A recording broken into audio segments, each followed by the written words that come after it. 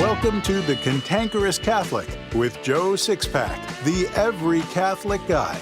Listen to Joe tackle the really tough moral issues, current events, and politics from a Catholic perspective. Now here's Joe Sixpack, the every Catholic guy. Hello again, Sixpack warriors. Welcome back to the Cantankerous Catholic, episode 186. I believe in God, the Father Almighty, creator of heaven and earth, and in Jesus Christ, his only Son, our Lord, who was conceived by the Holy Spirit, born of the Virgin Mary, suffered under Pontius Pilate, was crucified, died, and was buried. He descended into hell. On the third day he rose again from the dead. He ascended into heaven and sits at the right hand of God the Father Almighty. From thence he shall come to judge the living and the dead. I believe in the Holy Spirit, the Holy Catholic Church, the communion of saints, the forgiveness of sins, the resurrection of the body, and life everlasting. Amen.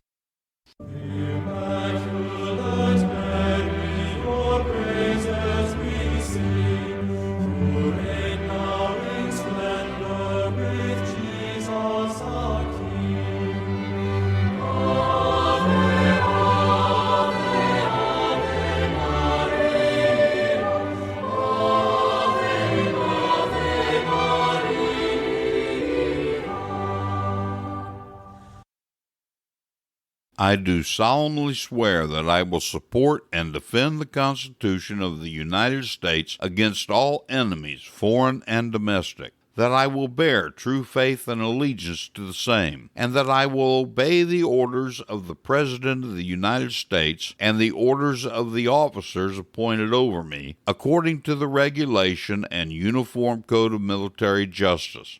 So help me God.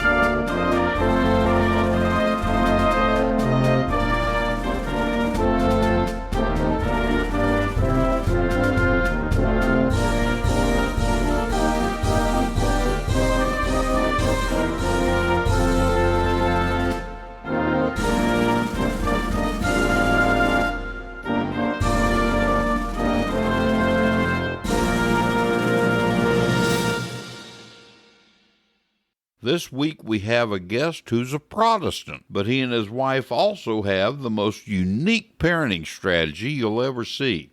In this episode, I'm going to introduce you to a father of 9, Jonathan Harris.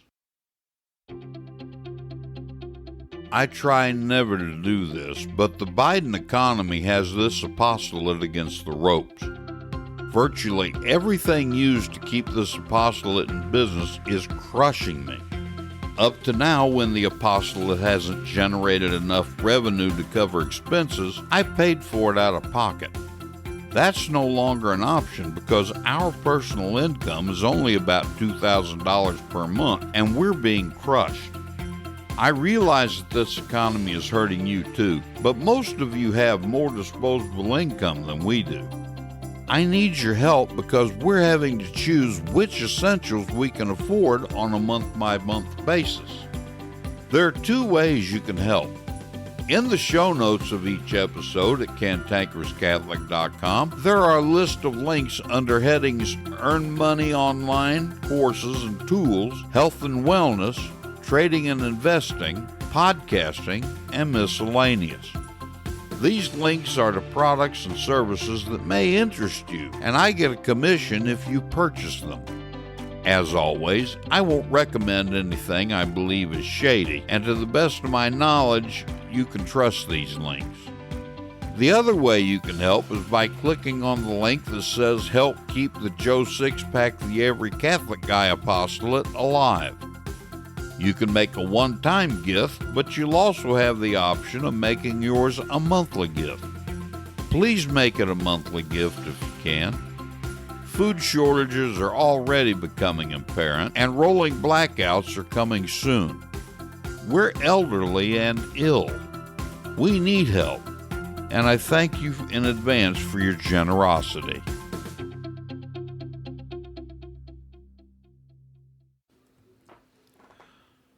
Before we get to Jonathan Harris, I want to remind you that on August 3rd, we'll launch the new segment called The Sacred Heart Wins.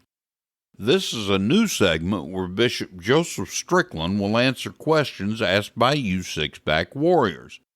I didn't ask Bishop Strickland to begin doing this segment. He asked me if he could do it. His Excellency views you Sixpack warriors as highly engaged and devout Catholics. That's why he chose you to ask questions. His Excellency and I had a recent conversation about how we were going to handle the questions. Bishop Strickland is a good bishop, but he's also human, so I was afraid he'd want to cherry-pick the softball questions. I told him that there are a lot of good questions that I have so far, but that some of them are angry or tough. I advised him against cherry-picking questions. He replied that we're representing the Sacred Heart of Jesus in this segment, so the laity deserve answers to all their questions, even the angry and tough ones. So if you have questions you want to hear Bishop Strickland answer, just send them to me in an email at joe@cantankerouscatholic.com or go to the Reach Joe page at cantankerouscatholic.com. It may take time to get to some of them, but Bishop Strickland will answer each and every one of them for you. Now let's get back to Jonathan Harris. Jonathan and Renee Harris are the parents of 6 boys and 3 girls. They've homeschooled all their kids, and because of the Harris' approach to parenting, these kids are not only happy and well-balanced, but even from an early age, they made great contributions to the family and their own futures.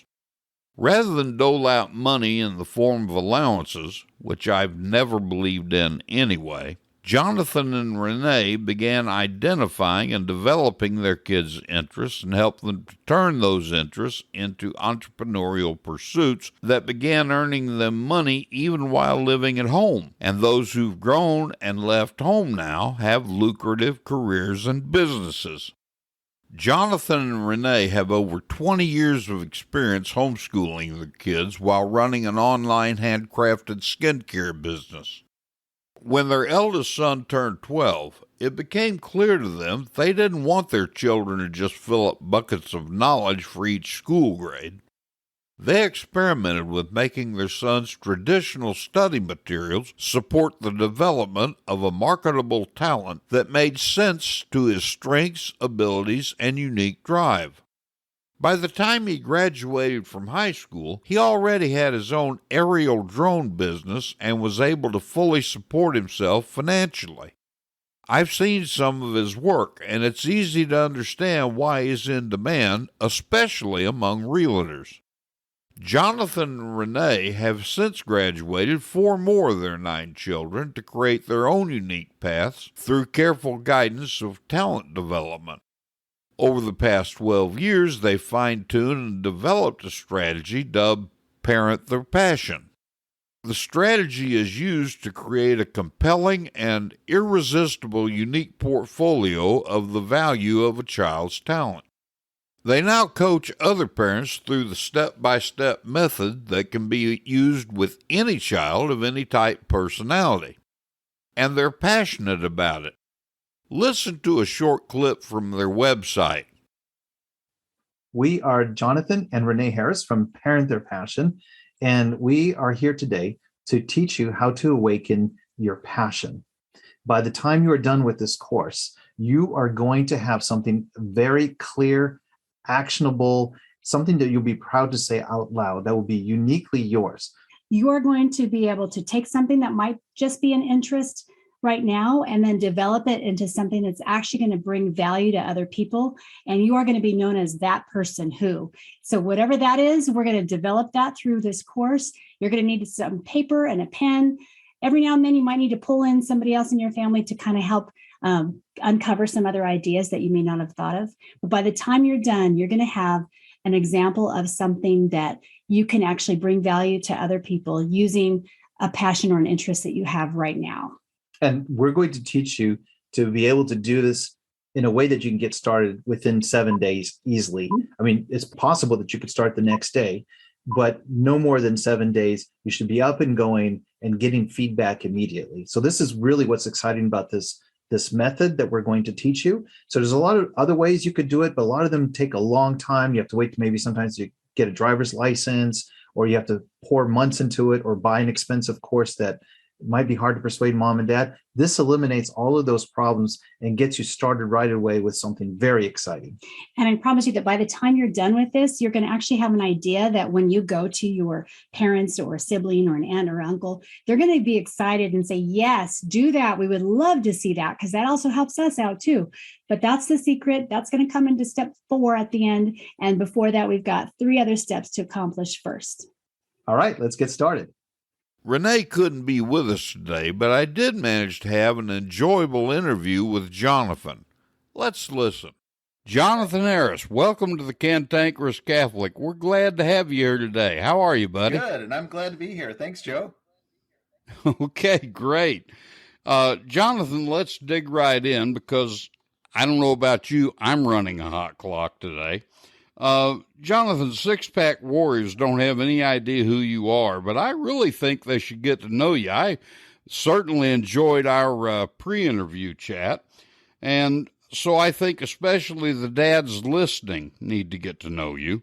So let's start with you introducing yourself and telling Sixpack Warriors what it is you do. Yeah, I am a father, and I'm 55 years old now, and I have to check with my wife constantly to find out what age I am. And we have, my wife and I, we have 9 children together. And we, years ago, we started, well, actually right from the beginning, we started homeschooling our kids. And 5 of them are now out of the house, living on their own. So 18 and up, we have 5 out of the house. 1 is married, and they're all working, and God is blessing them. And we're enjoying to see the fruit of that labor that we've put into them. And we still have 4 at home. So we're still very heavily involved in the education of our kids. And we live in a part of Northern California, about 3 to 4 hours north of Sacramento or San Francisco, if you want to see on the map. One of the last metro is barely a correct word to use, but city before you leave California and going into the Oregon. So we're in the upper part of Northern California. So you're up in that pretty part of California, my favorite part. Yeah, I mean, I love Northern California, the redwoods and the trees and the hill. I just love it up there. It's been a long time since I've been up there, but the Pacific Northwest is one of the more exciting places in America. Jonathan, your approach to parenting is the most innovative and successful approach I've ever seen. Tell us the backstory to this. In other words, what motivated you to turn your kids into responsible young people through what is essentially entrepreneurship? Yeah, I think I grew up in a Christian home, so I will give credit to my parents and of course the Christian community that we grew up in. So we're heavily influenced, of course, by this idea of everything being submitted to God. And but the rubber meets the road is, what does that mean exactly, in terms of all these different spheres of life? And when it comes to education, I feel, and my wife feels the same way, that we both had a good education by traditional standards. And I don't think we chafed under it, so we had a good experience. So we don't have a background of, oppression or bullying or feeling any of those kind of things. So we had kind of a golden childhood as far as that's concerned, but it felt like in the big scheme, in the big Christian scheme of things, it felt like much ado about nothing. So we just remember being involved in so many educational programs and courses and classes, but it seemed in the end to have not as much impact as you would think it would. So I wanted to have this whole concept of education serve much more my child in terms of developing talent or their potential in life. And I think in the abstract, we're all behind that as parents. But when you get down to what does that mean from day to day? What does that mean in terms of choosing courses or giving freedom or restrictions to your kids? And that's the part that we really focused in on. I think our spiritual motto, if you were to, pull back and say it's kind of like in the Gospel of St. Matthew, the parable of the talents. Our approach is more that whatever a child is born with in terms of maybe natural abilities or physical abilities, and also, in the context of a stable home, et cetera, or disabilities, those are sort of like the equivalent of the talents that you're given when you start off life.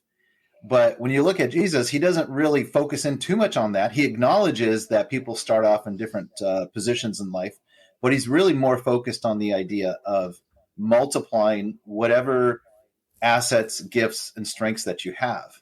And so that's how we look at it with our children. It's like we don't see it as a situation where we're just sort of observing our child from moment to moment. It's like, okay, he's meant to be a violin player. Or, he's doomed to be a video game player because that's what he likes doing right now. We don't see it that way. We see it as, okay, they do have some assets, they do have some strengths, potentially some weaknesses, but what can we do to get them to multiply? So it's a production-oriented mindset to multiply what they have now, so that it's in the parable of the talent, it goes from the one's given one talent, the other one's given 2 talents, and one of them's given 5 talents. And of course, in that parable, which is ironic, I think we correctly interpret it as Christians that the talent is any kind of advantage or asset that we're given. But in the story itself, a talent is money.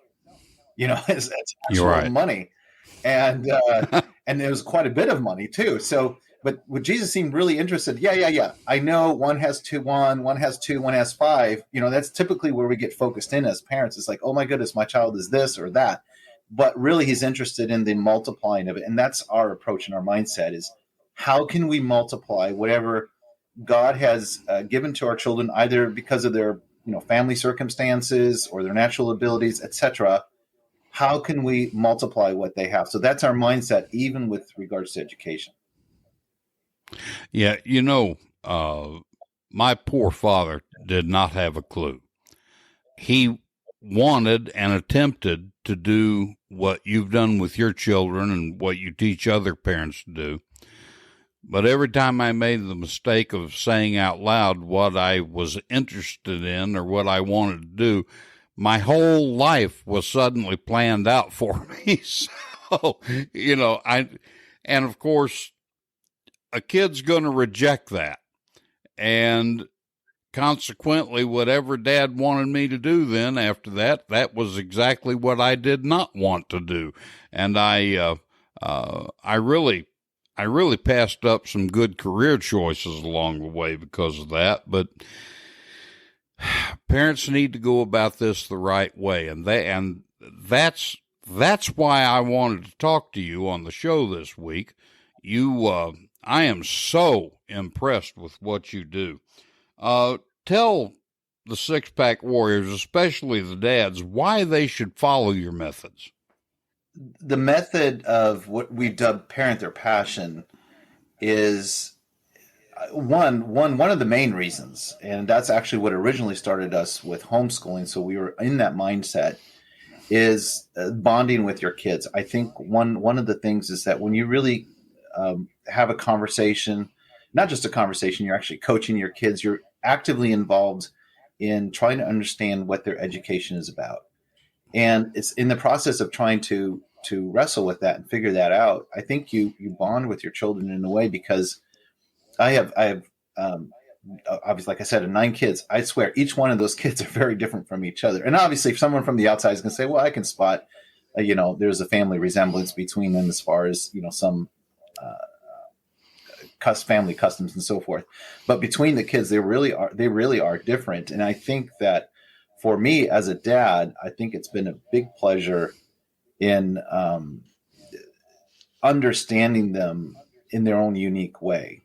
And so I think the bonding part is really important. I remember that the way I grew up as far as education and my peers and so forth, education's like a separate entity that doesn't really tap into your uniqueness or into your talents per se. You're all on this treadmill to fill up these buckets of knowledge that are really determined by society at large. So you're kind of moving on an average, right? It doesn't recognize that people are uniquely gifted or uniquely situated in their position in life to do something exciting and interesting.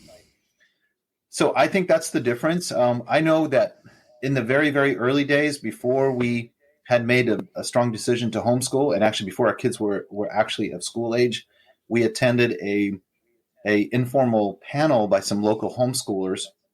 And of course, back in those days, it wasn't as popular as it is now. And on that panel was, I think, there were probably 6 couples, completely different walks of life. I think 2 of them were university professors. One was a truck driver and his wife. Another one might have been a chiropractor. I mean, it was from tradesperson to very educated academic, and they all had their own reasons why they had pulled their kids out of public school to homeschool. And some were academic reasons, some were for bullying reasons, some were felt like their child was not challenged enough.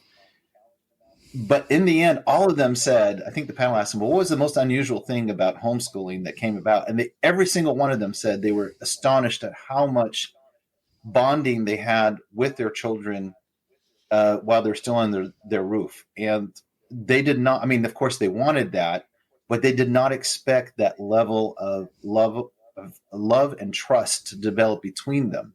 And I think most of them attributed to the fact that the love of learning and understanding the world around them was an ongoing conversation with their children instead of something privileged between the child and some paid teacher. So, because if not, as a parent, you're there more to entertain them and take them on vacation, but you're never really having those discussions because it's compartmentalized. You're not part of that world. And so by bringing it back inside the home, you have those natural conversations that develop, which is what you want actually between adults, right? Yes, absolutely. I tend to think that all parents, if they're in a situation where they can, and I think most can be, even though they think they can't, I think all parents should homeschool. And you've pretty much defined why the Catholic Church says that education of the children is the parents' responsibility, not the school, not the parish priest, not the religious education director or anyone like that. The parents. It's the parents who need to educate their children. And you know, you talk about this bond and this growth in love and trust. That is part of what the Catholic Church says. Yeah, this is why it's so important. Yeah, I want to add to that, because I think that now those who have already experienced or experimented with homeschooling or some variation of it, I think they understand that they're in the trenches.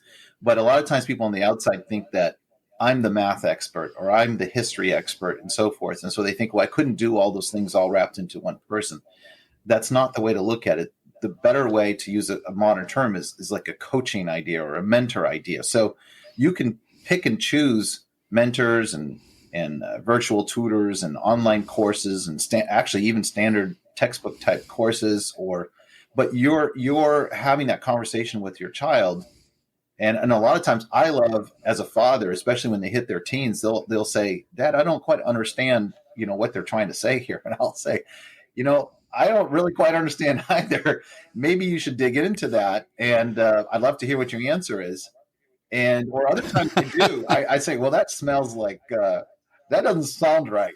I'll give my, but the point is that I'm teaching them in that way to be master of their education, because you're interacting with the material. Sometimes you can get on a treadmill and you're heavily involved in a curriculum and so forth, but you're not really understanding, why am I spending so much time with this?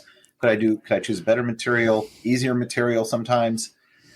Or do I just need to grit through that? And sometimes that's where the dads, especially with teens, come in to the picture, because you can either give them that, that's okay, you just got to drop and give me 10, you got to keep going, and the feeling of need. Other times you say, you know what, this is really not a good course. Let's have the courage to cut this off and go get something else, because you're having this conversation with them and trying to understand where they're going. You don't always know as a parent, because do I really want him to take advanced calculus at 12? Or maybe I do want him to take advanced calculus at 12, but you're never having that conversation as to why. So you don't need to be the expert. You're more helping them navigate what it means to project in the future. You have a life experience that your child doesn't have, and that's the way to view it. So you're always the expert in that sense of the word, because you understand the social context that you're in to decide to take a risk with a curriculum or a mentor or an activity, and you're helping them interpret that. You know, I gather from what you are saying, or I have gathered from what you are saying, that both in the homeschooling and this parenting aspect of developing the child's talents and interests, you're really teaching your kids how to think, which is something that is not done in public or private school anymore. And teaching a child how to think, I mean, most of the American public have no idea how to think, logic and right reason. And I applaud you for that. That's a very important aspect of life. Okay, you've got 9 kids, Jonathan. Tell the Sixpack Warriors about the successes you've had with your own kids, as well as the challenges you faced. Well, the challenges are when you get your child lit up on understanding that they're on a journey to multiply these talents, right? They're like the 3 little pigs. They've got their talents in their little knapsack, and they start going. And of course, they can get really excited. So if you don't have something going for them like this, then you do get people. Teenagers can get either depressed. That's one aspect of it. Kind of that sullenness, and I think that's related to the frustration of they need to produce and create something, and that's where you can see this in some kids. They're frustrated and they're angry, but they can't quite put their finger on it. Or the other extreme, they're all over the place. There's no focus. They're just consuming like crazy, consuming knowledge. They're being fed, but they're never learning how to feed other people with their talents and skills.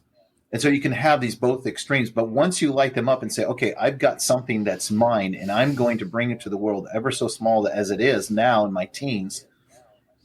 One of the dangers or challenges, I don't want to say danger because it makes it sound like it's really bad. But one of the challenges is that they want to go places and do things that sometimes might be just a little bit out of their reach, either because it's too dangerous socially, or there are a lot of financial consequences if they make the wrong mistake. So you do feel as a parent that you have to be there as a coach, right?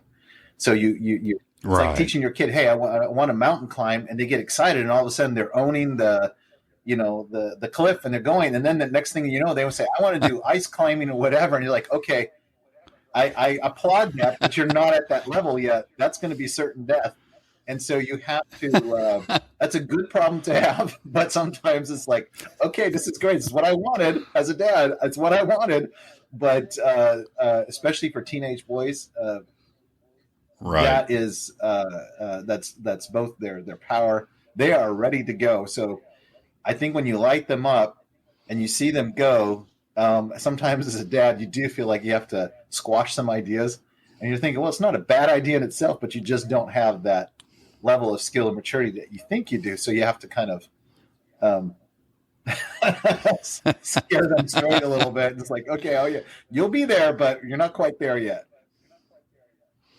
Okay, you've had some real success with your kids. I guess 2 of them are in kind of in the process, aren't they? Yeah. So the 2 youngest. Yeah. So I have a 24-year-old, a 22-year-old, 2 20-year-olds, so twins, a girl and boy. A girl's married, and an 18-year-old. So they're all out of the home and working and pursuing. My daughter is the only one that's not really making a living off of the talent that she developed. And right now she's happily married. She's enjoying that phase in her life right now. So she's still continuing her talent, but she's not really putting it out there in the marketplace. She's got other things on her mind right now. But the boys definitely are. And they are big time into it. And one of the things that we encourage our kids to do is that if you can develop something that has marketable value, so it's not just mom and dad saying, "Oh, this is pretty and beautiful." Other people outside of the family are saying, "You know what?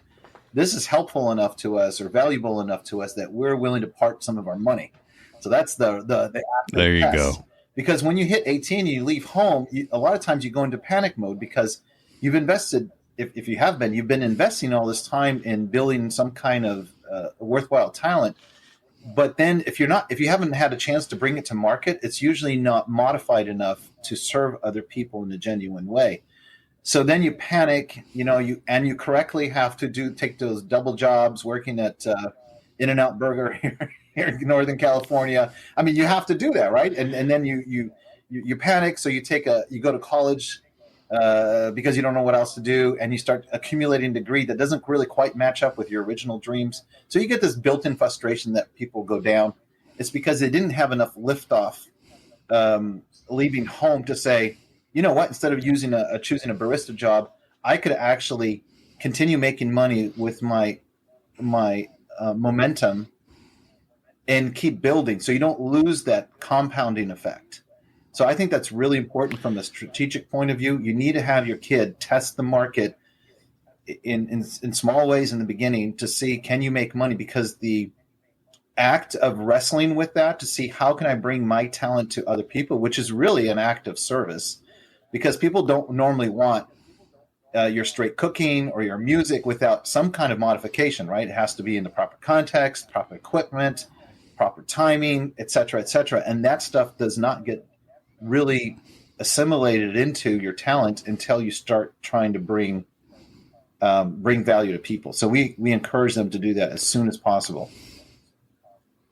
Well, the one thing I want to keep driving home to our listeners is these adult children of yours, you help them to develop their talents and their interests while they were under your roof, so that they have careers that they created on their own.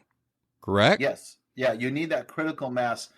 It's interesting because they'll weave in and out. I mean, like we have one child, I'm thinking of my second born right now, who was really into bladesmithing, and in his teens, he was actually selling real knives, and he was on professional bladesmith forums. I mean, he was an up and rising star in that world. He's one of the youngest.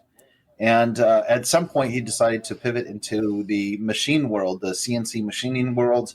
He loves that. So it's still stacking on top of his original interest. He understands metals. He loves the stuff. But then he worked for two different places. One was a upscale bladesmith, high-end knife making place for custom knives as an employee for a short time, and he picked up a lot of information there. And then he went on to a CNC shop also as an employee, and I think he was there 2 years. While he was there, he decided to start his own side business for a CNC shop. So he had that confidence, and that's one of those things that once they understand how to acquire more knowledge and more skills in a unified way, they on their own have this boldness that I did not have at that age. This is what we wanted for our kids. They are taking far more what appears to be risk, but in a way it's not risky because they understand what it means to make decisions, potentially have failure, but do it in a calculated way so that they're not blowing themselves completely out of the market. So that's what my son did. He bought a machine. He saved 50% of his income. He was really focused because he had heard the horror stories, the war stories of people much older than him, and he already had experience in what it takes to deliver value to other people from a financial perspective, expectations perspective, communications perspective. So now he's already in his first year. He's had this as a side moonlighting business, which is basically 2 jobs, full-time jobs, and that allowed him to pivot again to choose a desk job during the day that had to do more with the engineering design of things, separate from the actual machining. So he has both of those things going.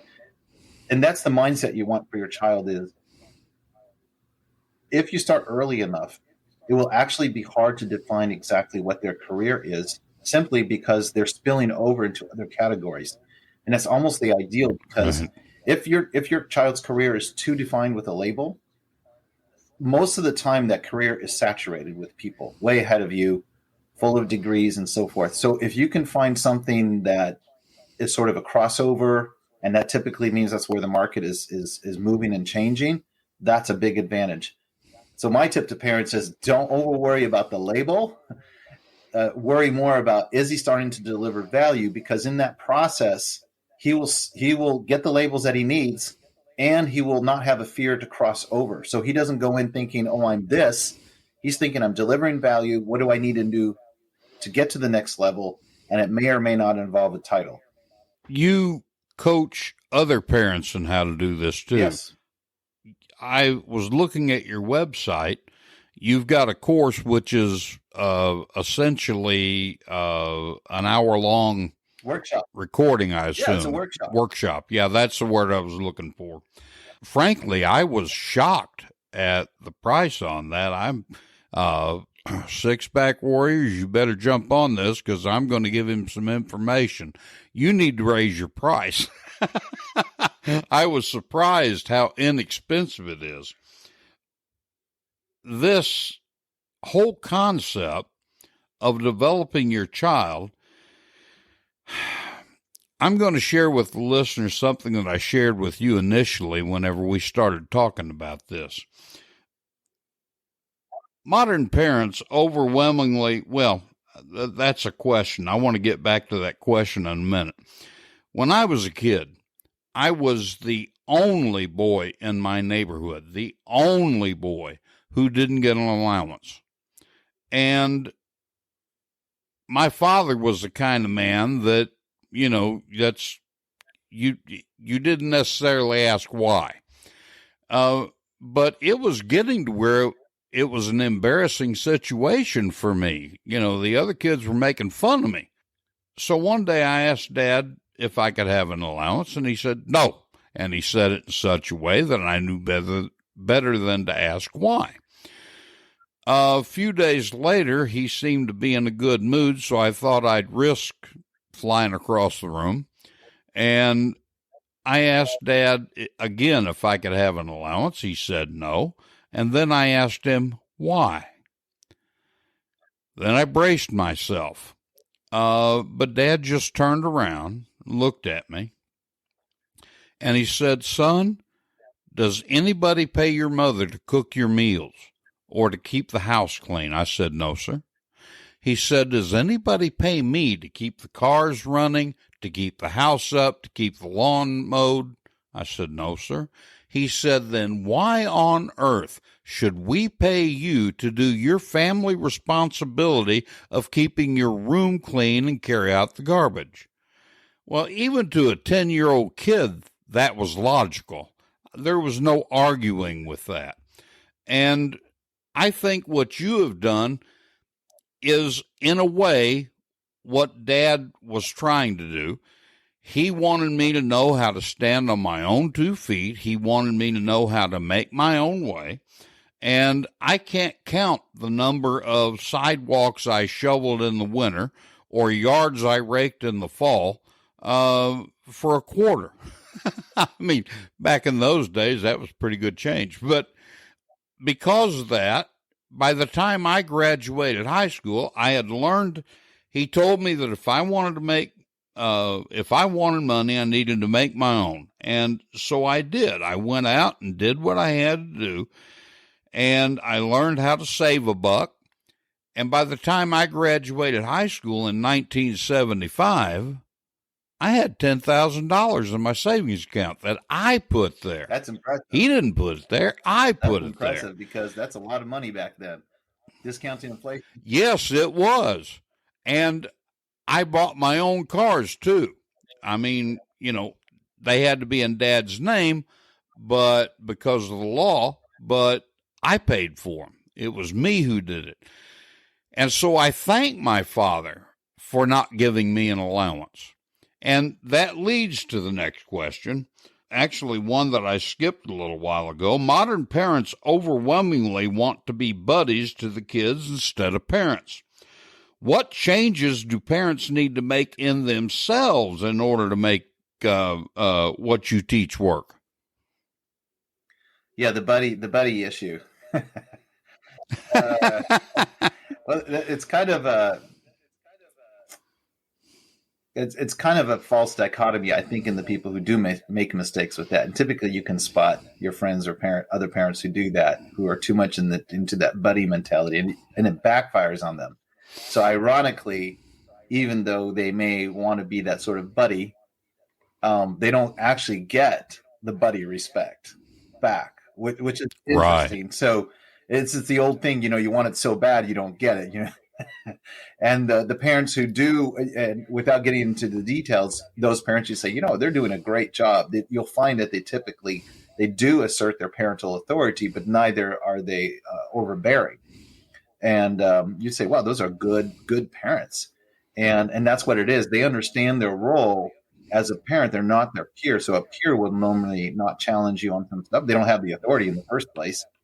And peers don't have the life experience because they're the same age as their kid. So it's a different kind of relationship. But as a parent, you do, first of all, it's a godly role. So you can't escape that obligation from God's perspective, even if you wanted to. You could say, well, I can just be buddies with them. Well, if you go back to God, he's like, that's not God's opinion. You're there. So you do have to play that role of instruction. And we're told, by that when we do, we're not supposed to provoke our children to wrath, right? So that's the other side of the equation that we're given. That's why the Bible is so full of wisdom. The apostles gave that to us. It's revelation. It's like, yes, you need to be in charge of your children. We're constantly told that. But at the same time, we're warned, among many other things, it's like that also means that when you're in charge of your children, don't push them so hard that you're provoking them to wrath. That's a warning. And there's other warnings about husbands and wives, all that stuff. But those are important things to take into consideration when you're raising your children. You still play that role. And I'll admit that every once in a while it's like, oh, great. Now I have to go and dampen my, this particular child's enthusiasm because, yeah, they are crossing the line in this area. And now I have to be the bad guy. I don't particularly enjoy it when it comes down to who does situations. Right. So it is the burden of authority. And hopefully, if you're doing it right, it's not frequent. I mean, that's the ideal, right? So ironically, the ones who are buddies, if they do too much of that, you'll see them explode in wrath, and because they can't take it anymore, right? We're buddy, and you're buying off your kids with the equivalent of candy to get them to do what they should do. And then that backfires on you because you, as a parent, can't take it after a while. That's what I was like, right. Because it's too much. That's the whole point. You let it grow to that point where it explodes. So ironically, I think if you stay away from the buddy mentality, your relationship with your child will actually be more of a friendship relationship as a byproduct of that. So you will have those conversations. I think that's important too. If your child is creating and becoming his own person, and that's what you want them to be, right when you leave home, you don't want to get the phone call from your daughter or your son saying, Dad, I wish you had taught me. That's embarrassing. You want them to be strong. You want them to have a sense of confidence, a prayer life, and so forth. You're teaching them all these things. So you want them to achieve that. And so you're having conversations with them. And typically it's not your life experience of mine is 55. I don't go against my 16-year-old boy and say, why don't you know all these things? I'm 55. Well, it took me 55 years to get to where I am. But I am talking about, in that I'm thinking of my 16-year-old in my mind right now. He's full of enthusiasm. He's podcast editing. He's going back into voice acting again. He's doing some commercial work. And, we've had conversations. We've even bumped into the situation where he had somebody approach him with some material that may not, that's a point of discussion there, may not be appropriate, right? There's that gray line, and so I say, well, tell me more about it. and we're having a discussion. So you get into this discussion. It's like, well, I have non-Christian friends who cuss a lot and everything, and that's true. And it's like, you're not their parents, so you can't stop them, and that's part of life, as being a Christian, being in the world but not of the world, and you have to work that out. And so we'll have a conversation. Well, as long as you're not copying them, then I know you understand. You can handle that. And if you start copying them, then we have another conversation. And my wife's like, well, I don't know. He dropped this little bomb word in there. If I work with him on another aspect, not where I'm promoting it, what are we doing here as Christians? And so I'm having that conversation with him because it's a specific situation that he's excited about, and he's trying to act out, in a way, my faith, like I do in the workplace. I'm in the workplace too. Well, not now because that's my wife. But as far as like with my colleagues, right, I had bosses sometimes that, weren't the easiest people to work with, colleagues, all this stuff. And I'm trying to navigate that. And it's work from a Christian point. You have to like pray about it. You have to like do it. How do I delicately bring this? I'm not their boss. I'm not their mom and dad. And so there are principles at work. And it's the same with my child. He's in a specific context that's his own. I don't know everything. So I have to have this conversation with him. And he's persuading me. He's like, well, Dad, in this case, this is what I do. I'm like, actually, that's a good way to handle it. Other times, like, you know what? I just stay away from that. That's just too much for you to handle right now. But my goal for him is to grow. So we're having these conversations. I'm not just coming with my 55 years of experience. And we have something to talk about that he's building up. So I'm trying to get him. I want him to succeed in that arena without compromising himself. I don't want him to give up. I don't want him to run away. I want him to act strongly in that area. But there are Christian principles that have to be worked out in that context. So I'm bringing my 55 years of experience more as a counselor and a coach, which I'm not afraid to exercise my authority if it goes too far, but I'm actually trying to help him understand. And I'm trying to understand too. It's like, well, is that what I tell myself in my workplace? If I had a boss that made inappropriate jokes, I'm not participating in it. Do I confront him? What exactly do I do? And so we have those conversations, and that's where that bonding comes across. Other times, and I hope, dads will be really encouraged by this, and I have to remind myself, other times there are situations that are a conundrum. And I'd say, well, let's pray about that. And I have to say, it's not a cop-out. The older I get, I was like, we got to pray about this. And I'll be surprised sometimes how there'll be a week or two later, we've forgotten that we even prayed about it. And what I would consider an answer to prayer. It's an interpretation of what happened. And I'm like, it's got to be God working on these things because we bothered to even put that before him. It's like, okay, we got this situation. What do we do? And I'm not talking about outright immoral situations where, you're asked to rob the bank. The answer is no, you don't need to pray about that. But it's more wisdom situations. How do you handle this? Right. And prayer is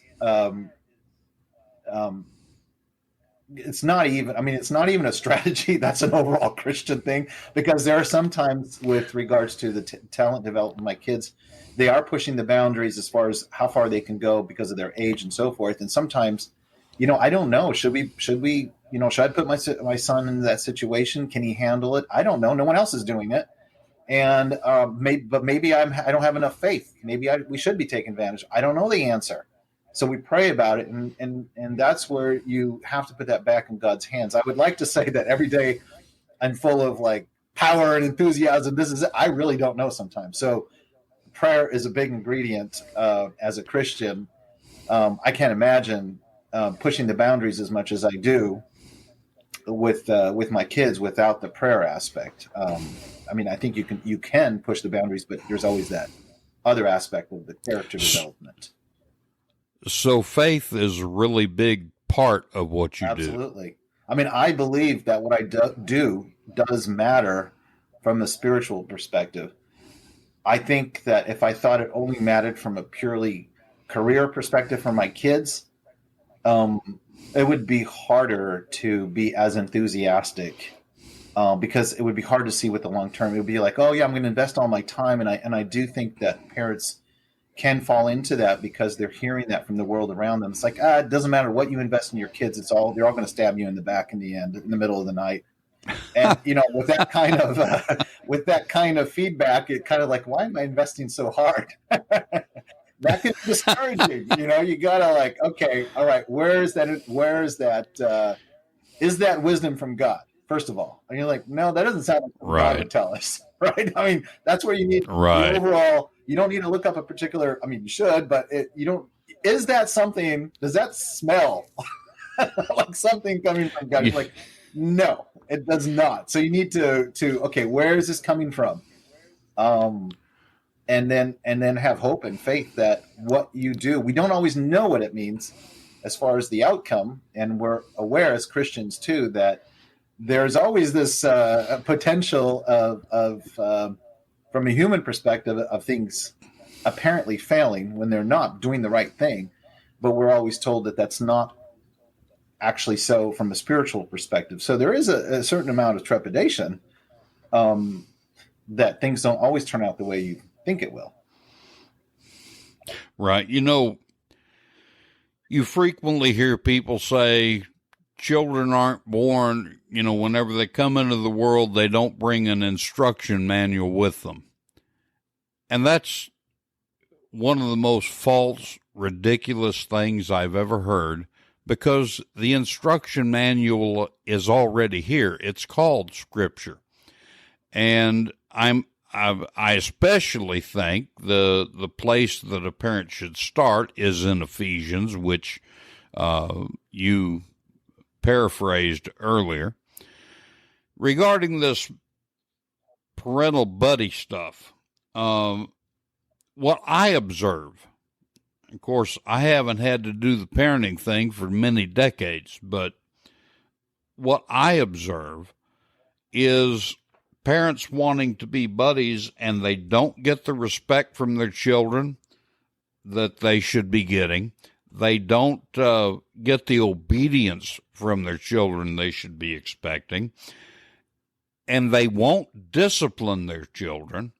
And I tell listeners all the time, discipline your kids now, because if you don't discipline them now, a criminal court judge will do it for you later. And start using that manual, Sixpack Warriors. It's called the Bible. Start in the book of Ephesians and constantly go through the Gospels, because there are thousands of lessons in the Gospels for parents. Literally, it just depends on your perspective when you're reading, what you're reading to get out of it. One final thing, Jonathan. I want to go back to the price of your course, your workshop. Yeah, let me name it here. Let me call it. It's called Find Your Passion Early. Find Your Passion Early. And it's the course you're referring to, the workshop, the 1 hour workshop, is addressed directly to the teen. So the ideal ages is 12 to 16. So that's who we're addressing. Of course, you can be a little bit older and a little bit younger, but that's the sweet spot, ages 12 to 16. One, you got enough, independence going and drive, but you're not like close to graduating where you have no more room to maneuver. So 12 to 16 to listen to this course could be life impacting, and it's addressed directly to the teenager. And we walk you through a series of 4 exercises. And the goal of these 4 exercises, by the end, you have an actionable statement to start doing something that makes sense to you, your own uniqueness and capabilities, but it also makes sense to the people around you, right? So many times you hear people, I got this thing going, but it doesn't make sense to my family or to my financial situation. You don't want to do that. I mean, sometimes it can be done, but at what cost? You don't want that. So this is like finding something that makes sense, but also makes sense to your family and your situation. And that's going to give you that liftoff. And that's basically the secret ingredient. Is a lot of times you can get what you want if you understand that your family, or at least your social situation, is an asset for you to leverage off of. You're not cloning yourself as a teen. You're not going to be exactly what your dad is, but rather you see what your father has, or your family has, or your social circle, even your church. Is like, these are assets to me. not something like, oh, there's gold laying on the table, I'm just going to ignore that and, and walk away from it. That's dumb. I mean, you've got 5 talents and all you're seeing is 1 talent. I'm telling you, you've got 5 talents. Why do you want to leave home with one talent? You've got way more. And that's what we're showing the team. And that's $27 right now. That's how it's priced right now. And that's a self-paced course. You watch some videos, you go through the exercises, and we kind of give you the raw essence of it. You can get way more sophisticated than that. But if you follow through on this, it's going to make sense. Like within 2 weeks, you should be coming up with something. Within 2 weeks, you're starting to act on it, and you're going to get feedback very quickly from the people around you. And Jonathan, $27 is way undervalued. I think you should raise that price, but not until after this episode airs, because I want the Sixpack Warriors to be able to take advantage of it. You also have a couple of other courses too, don't you? Yeah, I have one that's much beefier, and that one is addressed to the parent and the older teen if they want to do that, but kind of giving you that strategy a little more sophisticated as to how you as a parent can guide this whole process. So it's meant, again, you're not trying to replicate what I did exactly, but I'm showing you, breaking it out step by step, how you can find your thing within your environment that's going to really have your child take off. So that's a little bit beefier, and I forget the price point right now. And there's some coaching involved. We'll give you some personal feedback on what you come up with.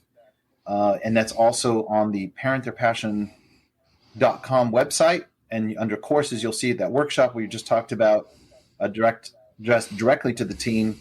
And then the beefier one is going to be a full-on course addressed to the parents and the older team. So obviously, if you have a precocious 12-year-old that wants to go in there, no problem, of course, but that was just the way it was addressed. Also, if you go to my website, right on the main page, Parent Their Passion, you put your email in, right away you'll get a self-discovery worksheet that you can do on your own. You're going to get so much value right there for free. It's accessible right away, and it walks you through several lists, and you're going to come up with an action statement.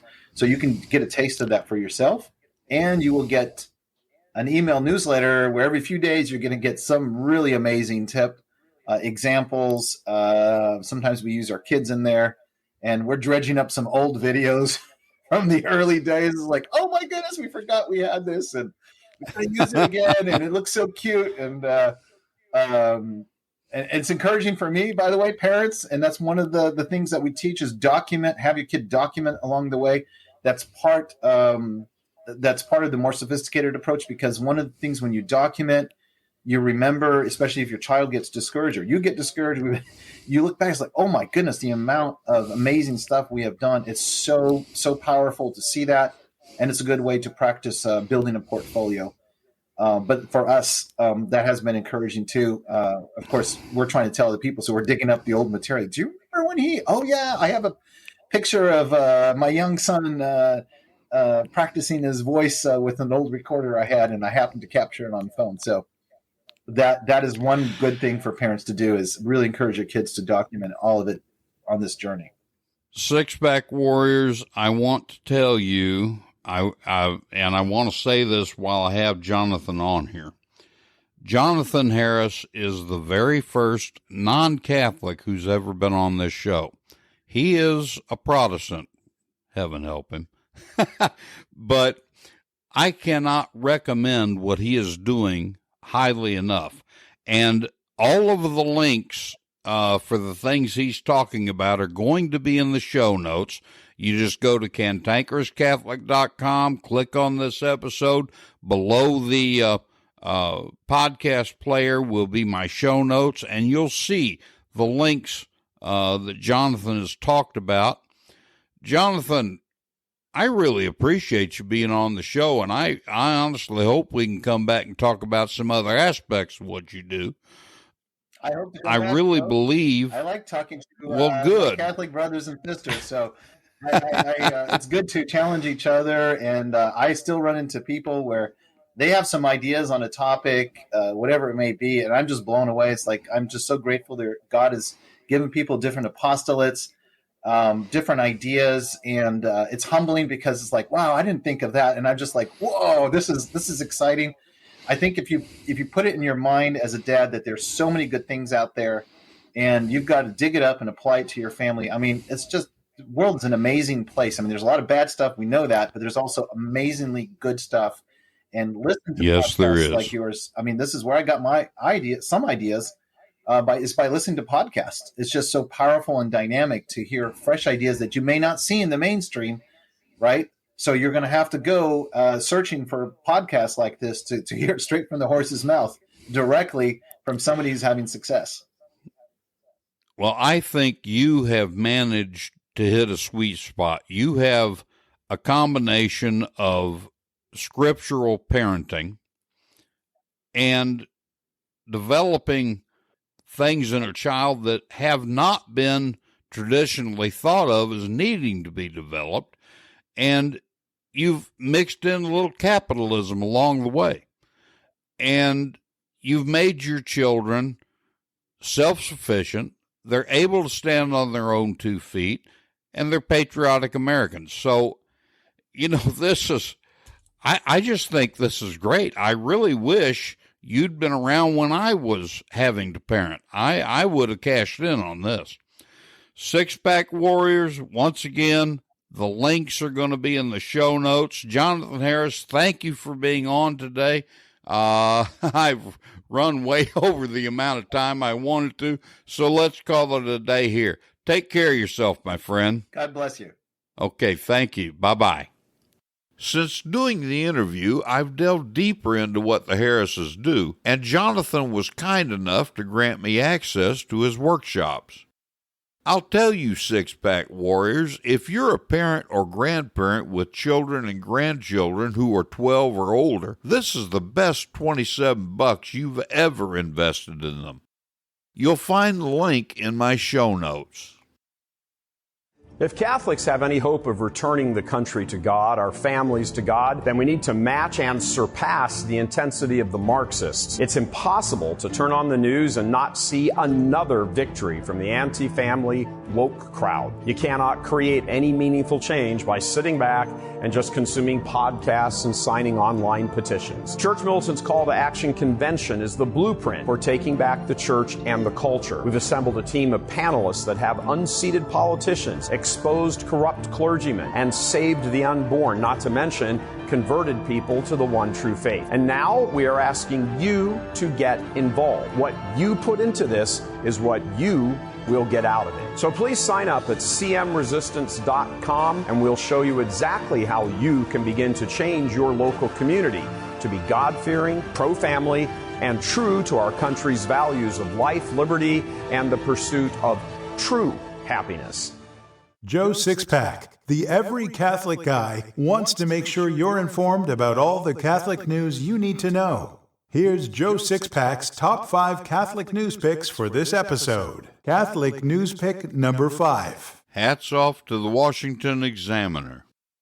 New Yorkers might have to share their social media history and character references to obtain a concealed carry license, according to a new gun control legislation signed into law Friday by Governor Kathy Hochul. The new law requires individuals to confirm their good moral character. The law would also implement a statewide database of ammunition sales and license records. I wonder if they've ever read the Second Amendment. No. You can read the whole story by clicking the link in my show notes. Catholic news pick number 4. Hats off to Catholic News Agency. The FBI and Metropolitan Nashville Police are investigating an attempted arson of a pro-life pregnancy center in Nashville. A smashed window and an unignited Molotov cocktail-type device was discovered inside the building at the Hope Clinic for Women around 1:40 a.m., along with the words Jane's Revenge written on the exterior wall. Let's get ready to rumble! You can read the whole story by clicking the link in my show notes. Catholic news pick number 3. Hats off to the Daily Wire.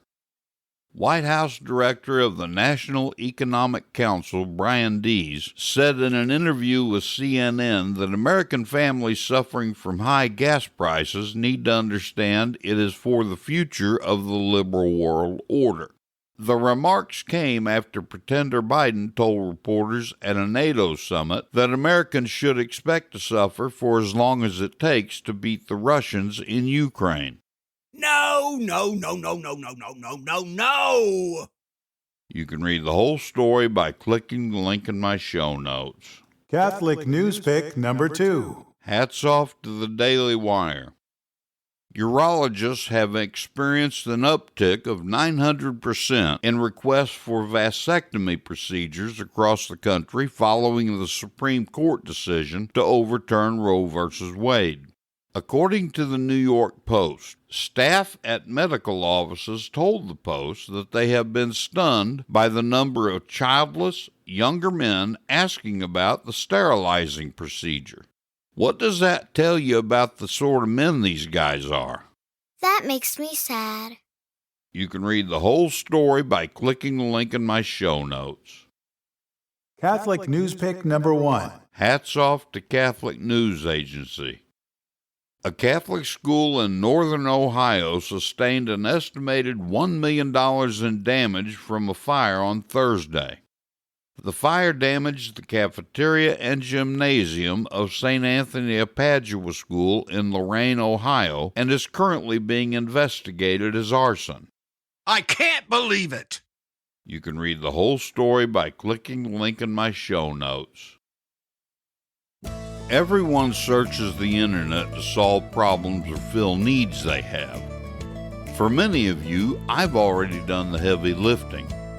Discounting the evil things searched for online, people generally search for things that tell them how to make money online, health and wellness products, and trading and investing. Some are interested in having their own podcast. I've got your back on these things. Visit CantankerousCatholic.com. Go to the episodes page, then click on the title of this episode. Below the podcast player, you'll see my show notes. I've already listed products and services in various groupings. Check them out. You can help yourself and this apostolate at the same time because if you like what you see and purchase the products or services, this apostolate will get a small commission. Check out those links today.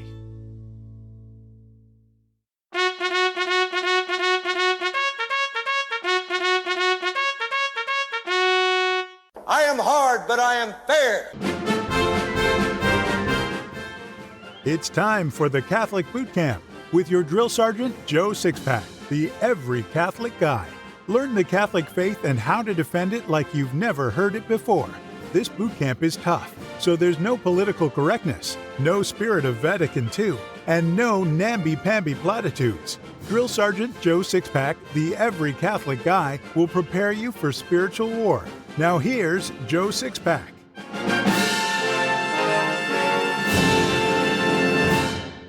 Megan went to the doctor's office to get a new prescription for her mother's medicine.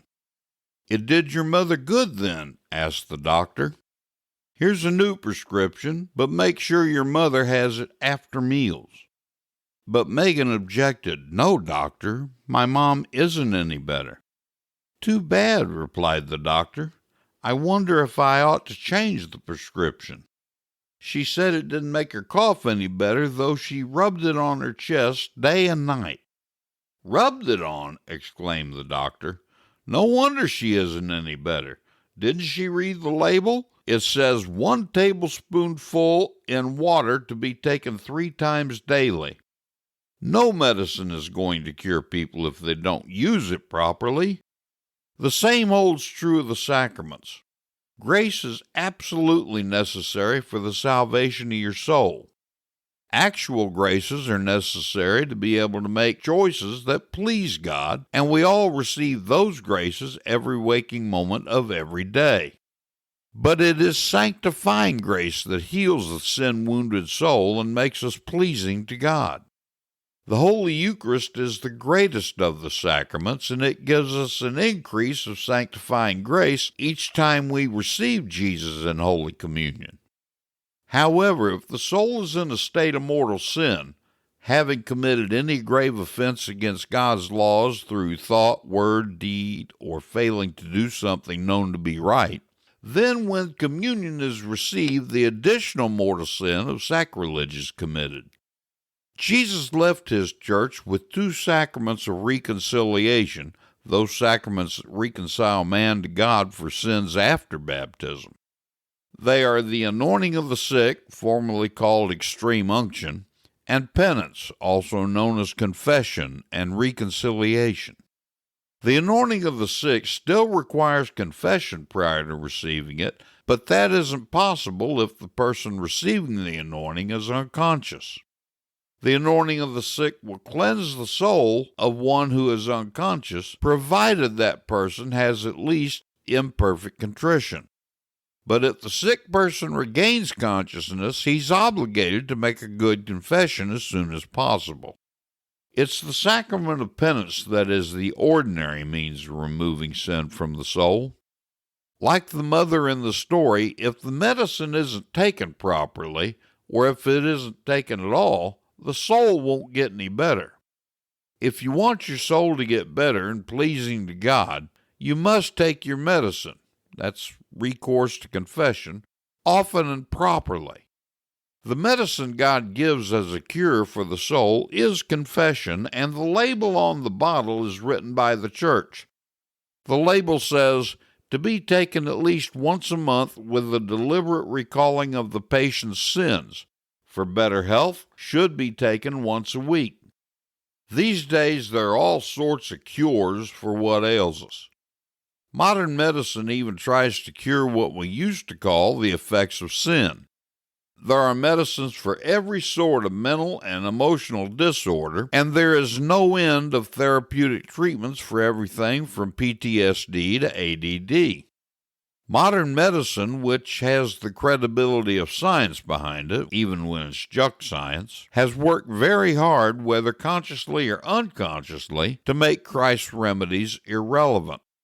I'm not saying they aren't necessarily good medicines. Fact is, most of them work pretty well for relieving anxiety.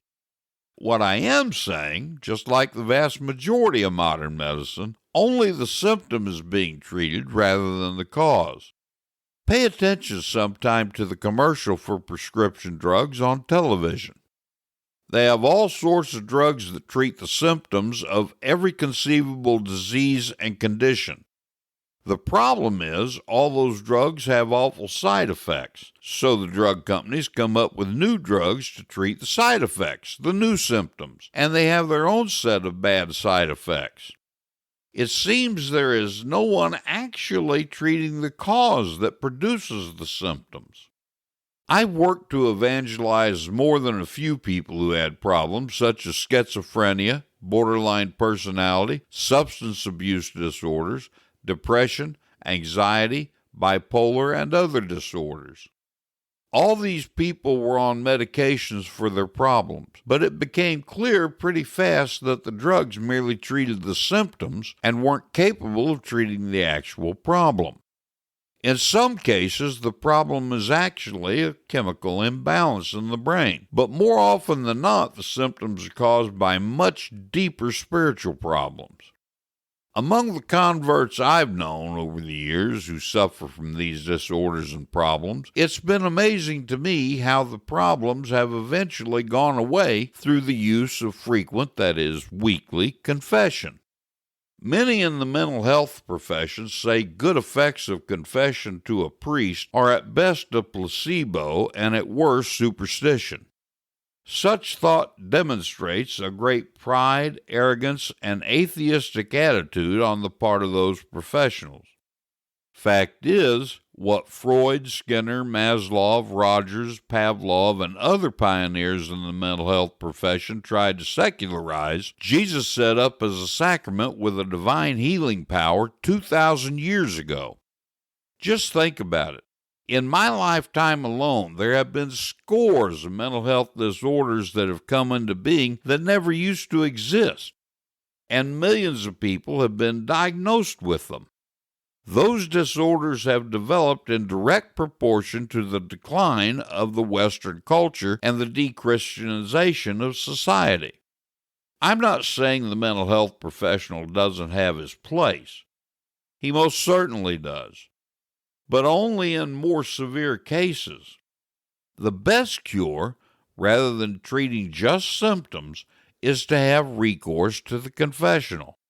When a priest receives the sacrament of holy orders, he receives the special sacramental graces that help him carry out the purpose of that sacrament. Those graces of state go to the very nature of the priesthood. One of those graces allows the priest to become a spiritual doctor of the soul.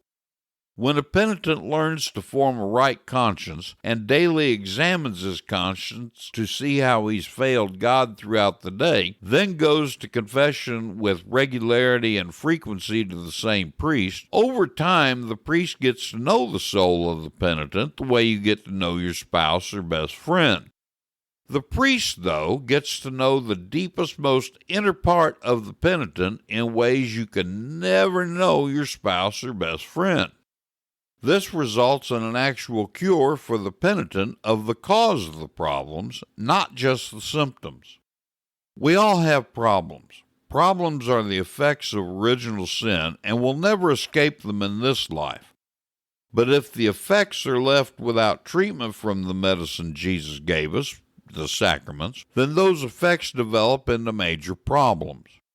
So true is what I'm saying that even those among you who don't currently seek the help of mental health professionals would be diagnosed with several disorders if you did see one such professional.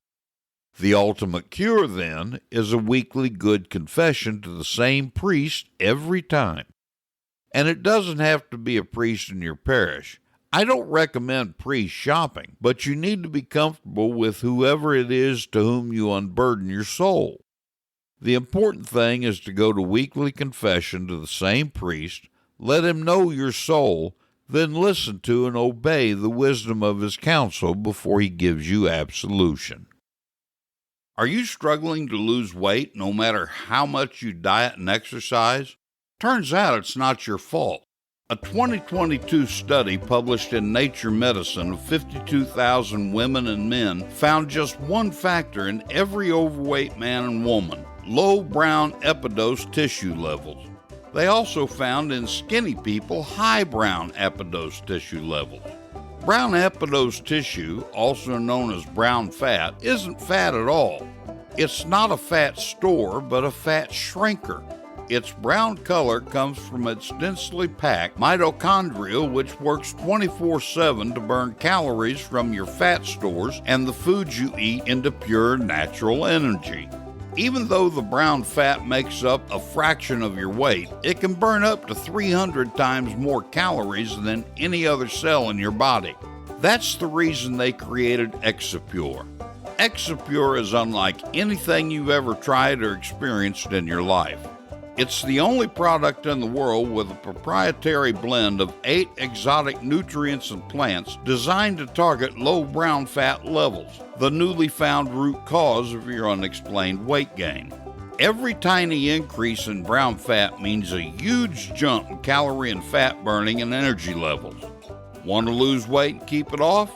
Go to the show notes for this episode and click on the Exipure link to find out more. The Catholic Church is 2,000 years old. A lot of wisdom is gained over 2 millennia. Each week we'll share some of that wisdom with a Catholic quote. So here's this week's Catholic quote. This week's Catholic quote is from Venerable Fulton Sheen. He said, "You will never be happy if your happiness depends on getting solely what you want. Change the focus. Get a new center. Will what God wills, and your joy no man shall take from you." I believe a really great way to teach the faith is through stories, parables, and anecdotes. So here's today's story. In a certain parish, a priest was trying to get his parishioners to come back to church. He thought of a plan. One Sunday morning, he made this announcement: "A distinguished person of the parish has died. The funeral will be held Wednesday at 9 o'clock. The whole parish was aroused, since no one could figure out who the prominent person was. On the day of the funeral, the church was standing room only. When the coffin was opened, the people filed past to see the remains of the distinguished person.